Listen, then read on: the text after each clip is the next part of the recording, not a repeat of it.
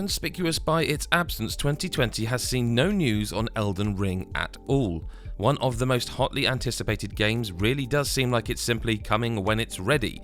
FromSoftware's newest title, the team's follow-up to Sekiro: Shadows Die Twice, has some level of hype behind it, especially since the developer took on George R.R. Martin, the man behind Game of Thrones, for some of the writing duties. But 2020 has come and almost gone, and we've seen nothing of it. Nothing at all.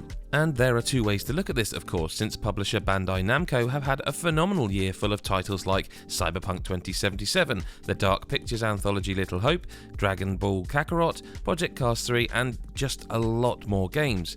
But also, FromSoft aren't traditionally a developer that shows a lot of their games pre-release. Cast your mind back to a game like Bloodborne, for instance, a game that launched to universal acclaim and has pushed into many people's top 10s of all time lists, let alone best of generation lists. We saw a bit of that, some carefully curated gameplay via trailers, but it wasn't like people were out there streaming hours of it before it came out, so perhaps FromSoftware just want to show it near a release. And that, if it's the case, makes this news even more exciting. Speaking in a GamesBeat video, Jeff Grubb, a man with a great track record for breaking news, has suggested we will be seeing Elden Ring sooner than we think.